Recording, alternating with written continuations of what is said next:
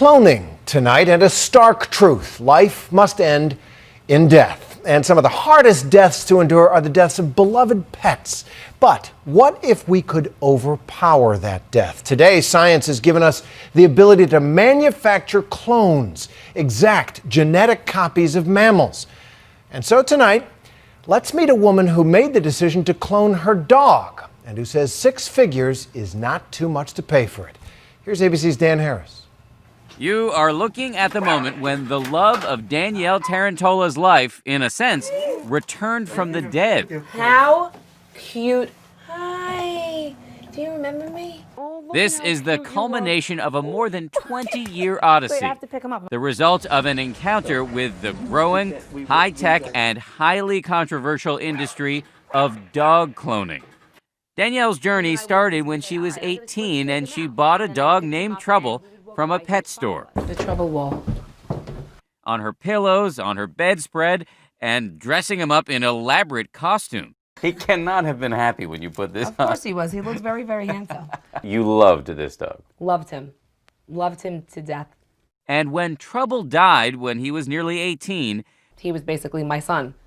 So it was terrible. It was heartbreaking. That is when she took her love for her dog to a level some people might find truly bizarre. She reached out to an animal cloning company in South Korea, the only place in the world where you can get your dog cloned. She provided them with a DNA sample of Trouble that she had banked when he was alive.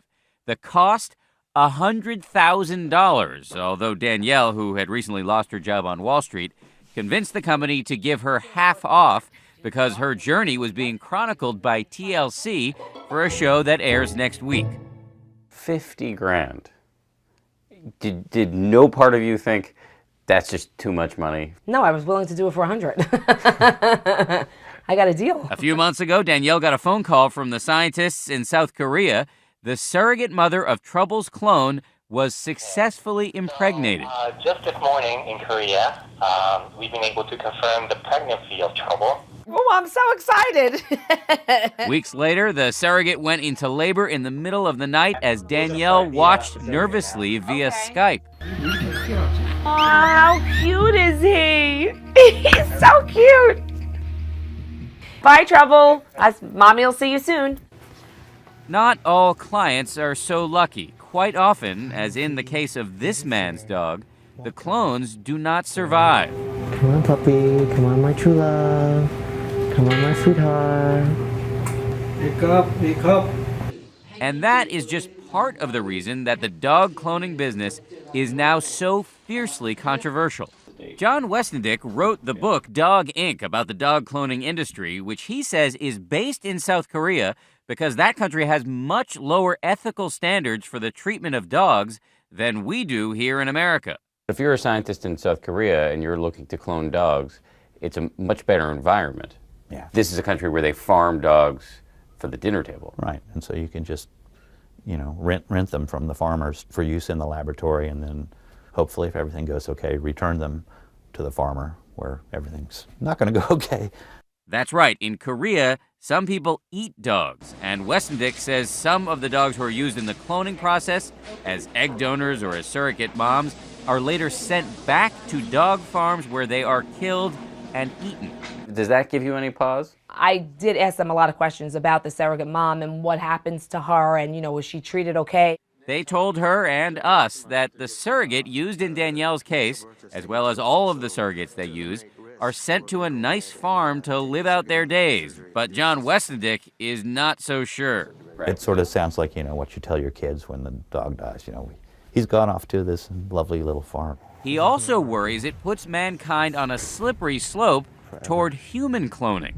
Once we've cloned man's best friend, how far behind might man be? It seems to, be tilting closer to that. That, however, is not an issue that appears to concern Danielle. Oh, you're giving me kisses.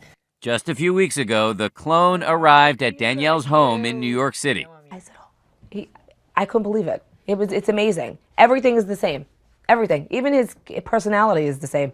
What Trouble used to do, he does. So his name is Double Trouble. Double Trouble, yeah. First one's Trouble. Second one's Double. She is convinced Double Trouble is very similar to the original Trouble, but the truth is, there is no guarantee. You're not really getting your dog coming back to life. You're getting a genetic duplicate or a twin.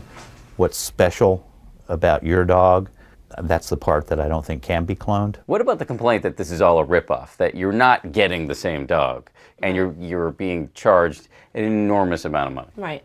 Well, I mean, what I did, listen, what I did is definitely not for everybody to do. I mean, it was what I wanted, so it was, what I did.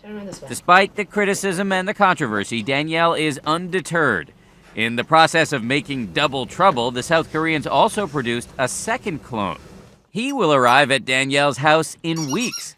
She's thinking about naming him Triple Trouble.